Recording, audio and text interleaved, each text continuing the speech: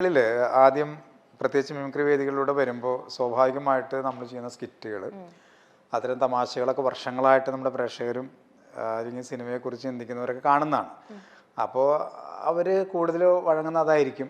അവരെ ഏൽപ്പിച്ച് തന്നെ അത് സേഫ് ആണെന്ന് തോന്നിയിട്ടുള്ള ആ ഒരു ചിന്തയിൽ നിന്നാണ് അത്രയും സംഭവങ്ങൾ ഒരുപാടൊക്കെ നമുക്ക് ചെയ്യേണ്ടി വന്നിട്ടുള്ളത്. കുറേ കഴിയുമ്പോൾ നമ്മുടെ ഉള്ളിൽ ചിലപ്പോൾ ഈ പറഞ്ഞ പോലെയുള്ള ശക്തമായ ക്യാരക്ടർ അല്ലെങ്കിൽ നമ്മുടെ ഒരു ബോഡി ലാംഗ്വേജ് ഒക്കെ വെച്ചിട്ട് നമുക്ക് പറ്റുന്ന കംഫർട്ടബിൾ ആയിട്ടുള്ള നല്ല ക്യാരക്ടേഴ്സ് ചെയ്യണം എന്നൊക്കെ ആഗ്രഹം അത് എല്ലാ കലാകാരന്മാർക്കും ഉള്ളതാണ്, നമ്മുടെ മാത്രമല്ല പറയുന്നത്. അപ്പോൾ അത് വേദിയിലൂടെ വരുന്നവരാണെങ്കിലും ഒക്കെ തമാശ നമ്മുടെ ലൈഫിൽ എപ്പോഴും നിലനിൽക്കുന്നതാണ്. പക്ഷേ കഥാപാത്രങ്ങൾ നമുക്ക് കിട്ടുമ്പോൾ ഒക്കെ വേറിട്ട സംഭവങ്ങൾ ചെയ്യാൻ ആഗ്രഹം ഉണ്ടാവും. പലപ്പോഴും അത് സംഭവിക്കാറില്ല എന്നുള്ളതാണ്. പിന്നെ ഇതുപോലെയുള്ള സംവിധായകരിലെ എഴുത്തുകാരൊക്കെ അതേപോലെ ചെയ്യിപ്പിച്ചാൽ എങ്ങനെ ഉണ്ടാവും, ഒന്ന് നോക്കാലോ എന്ന് പറയുന്ന ഒരു തലത്തിലേക്ക് വരുമ്പോഴാണ് നമുക്ക് അതിലുള്ള അവസരങ്ങൾ കിട്ടുന്നത്. അങ്ങനെ ഇപ്പോൾ കുറച്ച് 2-3 പടങ്ങളൊക്കെ അതിന് ഭാഗ്യമുണ്ടായി. ഒന്ന് ഈ വനിത എന്നൊരു മൂവി ചെയ്തൊരു പോലീസ് സ്റ്റോറിയാണ്. അതിനകത്തൊരു നല്ല ക്യാരക്ടറാണ് മനാഫ് എന്നുള്ള ക്യാരക്ടർ, പോലീസുകാരനായിട്ട് തന്നെയാണ്. ലനയും സലീം കുമാർ ഒക്കെ അഭിനയിക്കുന്നൊരു സിനിമയാണ്. പിന്നെ ഇപ്പോൾ ചെയ്തുകൊണ്ടിരിക്കുന്നത് രഞ്ജിത്ത് സിനിമ എന്ന് പറഞ്ഞാൽ നമ്മുടെ ആസിഫ് അലി നായകനായിട്ടുള്ള പടം, അതൊരു ക്യാരക്ടറാണ്. അപ്പോൾ ഇപ്പോൾ റീസെൻ്റ്ലി നമുക്ക് കുഴപ്പമില്ലാത്ത കഥാപാത്രങ്ങൾ കിട്ടുന്ന ഒരു വലിയ സന്തോഷമാണ്. അത് പറയുമ്പോൾ ചേട്ടന്റെ മുഖത്തെ സന്തോഷം. അല്ല, നസീറൊക്കെ ഇത് പറഞ്ഞായിരുന്നു, ക്യാരക്ടേഴ്സ് ഇല്ലാന്നുള്ളതായിരുന്നു ഒരു സമയത്ത് ഒരു പ്രശ്നം. പക്ഷെ പിന്നീട് ഇപ്പൊ റോഷാക്കിലൊക്കെ ആണെങ്കിലും എനിക്ക് അങ്ങനത്തെ ഒരു ത്രൂ ഔട്ട് മമ്മൂക്കയുടെ കൂടെ നല്ലൊരു ക്യാരക്ടർ കിട്ടിയപ്പോൾ ഒരുപാട് സന്തോഷം ഉണ്ടായി എന്നൊക്കെ ഇങ്ങനെ പറഞ്ഞു ആ ഇന്റർവ്യൂല്. അല്ല, എല്ലാവരും മാറി ചിന്തിക്കുന്നുണ്ട് അതിൻ്റെ ഒപ്പം തന്നെ. ഇപ്പോൾ നമ്മുടെ ഡയറക്ടേഴ്സ് ആണെങ്കിലും ഒക്കെ ഒന്ന് മാറ്റി ചിന്തിക്കാം, അല്ലെങ്കിൽ അയാളെ കൊണ്ട് അത് ചെയ്യിപ്പിച്ച് നോക്കാം എന്നുള്ളൊരു തീരുമാനം വരുന്നതാണല്ലോ നമുക്ക് കിട്ടുന്ന അവസരം. തീർച്ചയായിട്ടും. അപ്പൊ ഈ ക്യാരക്ടേഴ്സ് ഒക്കെ കിട്ടുമ്പോൾ എന്നെ കൊണ്ട് ഇത് പറ്റും എന്നുള്ളൊരു കോൺഫിഡൻസ് ചേട്ടൻ എപ്പോഴും ഉണ്ടായിരുന്നു? അല്ല, എനിക്ക് തോന്നുന്നത് ഒരു പരിധി വരെ പറ്റാത്ത സംഭവം നമ്മുടെ അടുത്ത് പറയില്ല. അവർക്കും കൂടി ഒരു കാഴ്ചപ്പാട് ഉണ്ടാവുമല്ലോ, അതനുസരിച്ചാണ്. പിന്നെ നമ്മളും കൂടി അതിന് തയ്യാറാവണം. അതെ. പിന്നെ എനിക്ക് ചോദിക്കാനുള്ള, സോങ് റൈറ്റ് ഒക്കെ ചെയ്യാറുണ്ട് എന്നൊക്കെ ഇങ്ങനെ കണ്ടിരുന്നു. പാട്ടുകളൊക്കെ എഴുതാറൊക്കെ ഉണ്ടോ ചേട്ടൻ? പാരഡി ഒക്കെ ഇങ്ങനെ ഇടയ്ക്കൊക്കെ മുമ്പ് എഴുതിയിട്ടൊക്കെ ഉണ്ട്. അത് അന്ന് ആ പ്രോഗ്രാമായിട്ട് ബന്ധപ്പെട്ടൊക്കെ അങ്ങനെ വരുമ്പോൾ ചില സംഭവങ്ങളൊക്കെ. പിന്നെ നമ്മുടെ ഉസ്താക്കന്മാർ പലരും ഉണ്ടല്ലോ, ഇപ്പോൾ നാഷിക്കാണെങ്കിലും അവരൊക്കെ ഇങ്ങനെ കേട്ട് വന്നതിന്റെ ഒരു ഇതില്. മക്കളൊക്കെ ഇപ്പൊ ചേട്ടന്റെ ഈ ഒരു ഇതിലേക്ക് വരുന്നുണ്ടോ? മക്കള് പഠിച്ചോട്ടെ എന്നുള്ള തീരുമാനമാണ് നമ്മുടെ. പഠിക്കുക എന്നുള്ള മാത്രമല്ല, എന്തെങ്കിലും ഒരു ജോലിക്ക് കിട്ടിയിട്ടെ ഇതിലേക്ക് മതി എന്നുള്ള. കാരണം നമുക്കിതൊന്നും വിശ്വസിക്കാൻ പറ്റില്ലല്ലോ, പ്രത്യേകിച്ച് ഈ ഒരു കാലഘട്ടത്തിൽ എന്താണെന്ന് നമുക്ക് പറയാൻ പറ്റാത്തൊരു സാഹചര്യമാണ്.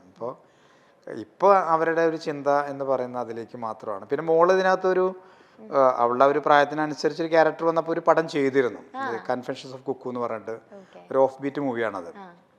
അത് മോളും വേറെ കുറിച്ചാണ് ലീഡിങ് ക്യാരക്ടർ. അതിനകത്ത് ഒരു നല്ല സബ്ജക്റ്റാണത്, ഒരു ഓർഫനേജ് സബ്ജക്റ്റായിരുന്നു. മോൾ അങ്ങനെ ഒരു സിനിമ ചെയ്തിട്ടുണ്ട്.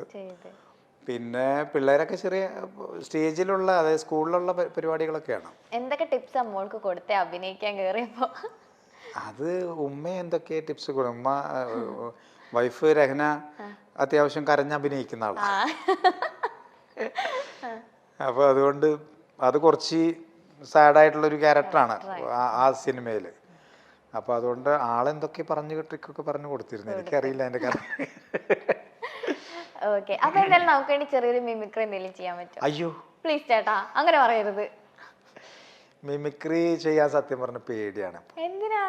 വേറൊന്നുമില്ല, സ്റ്റേജിലൊക്കെ ചെയ്തിട്ട്. കാരണം വെച്ചാല് ഈ അതിന്റെ ആ ഒരു പേടി എന്ന് പറഞ്ഞാല് നമ്മളൊന്നിപ്പോൾ കുറച്ച് നാളായിട്ടൊന്നും അത്തരത്തിൽ ഇപ്പം ഈ അനുകരണം എന്ന് പറയുന്ന സംഭവമൊക്കെ കുറച്ച് ഗ്യാപ്പ് ഉണ്ട്, പ്രത്യേകിച്ച് കൊറോണ വന്നതിന് ശേഷമാണ് കേട്ടോ.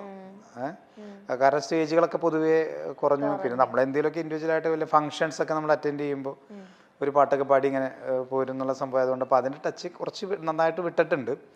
പിന്നെ ഇപ്പോഴത്തെ കുറേ യങ്സ്റ്റേഴ്സിനൊക്കെ അനുകരിച്ചുകൊണ്ട് കുറേ നല്ല മിമിക്രിക്കാർ ഒക്കെ വന്നിട്ടുണ്ട്. അതിൻ്റെ ഇടയിൽ നമ്മൾ പിന്നെയും എന്തിനാ എന്നുള്ളൊരു. വേണ്ട, ചേട്ടൻ അറിയുന്ന നമ്മുടെ പഴയ നടന്മാരെ ഒരാളെ ഞാൻ ഒരു പാട്ടിൻ്റെ ഒരു പരിപാടി, അത് മതി.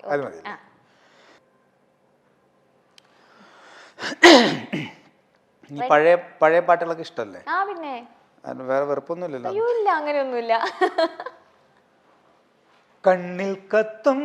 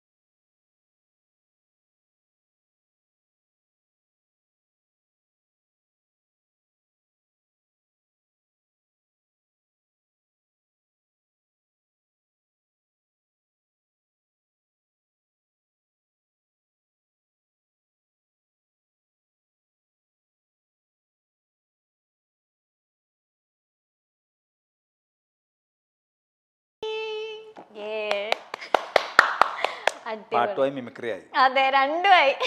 Thank you. അടിപൊളിയായിട്ട് പാടി ചേട്ടാ. Thank you. ഇടക്ക് പാട്ടൊക്കെ പാടാറുണ്ടോ ഇപ്പോഴും? എപ്പോഴും. എപ്പോഴും. ഇടയ്ക്കെന്നല്ല, എപ്പോഴും കാരണം പാടും. നമുക്ക് ജീവിക്കണമെങ്കിൽ ഇടയ്ക്ക് പാട്ടൊക്കെ വേണമല്ലോ. ഈ വറ്റിത്തടിച്ച് പാടാന്ന് പറയുന്നത്. പാട്. കോവിഡിന്റെ സമയത്തൊക്കെ എന്താ ചെയ്തത് ചേട്ടൻ? കോവിഡ് സമയത്ത് ഞാൻ എന്താ ചെയ്യുന്ന ആലോചിക്കുകയായിരുന്നു. എന്താ ചെയ്യണം എന്നുള്ള ആലോചനയിലാണ്. ഈ ചിലപ്പോൾ നമ്മൾ എന്തെങ്കിലുമൊക്കെ എഴുതണമെന്ന് തോന്നാറുണ്ട്.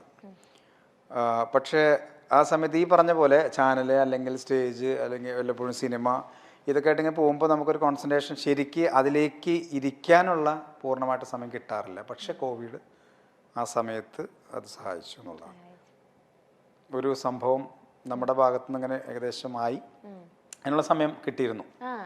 അപ്പൊ ഒരു എഴുത്തിലായിരുന്നു. എന്താണെന്ന് പറയാറായോ? പറയാറായിട്ടില്ല. പറയാറായിട്ടില്ല അല്ലേ? പറയാറാവുമ്പോ പറയാം. തീർച്ചയായിട്ടും.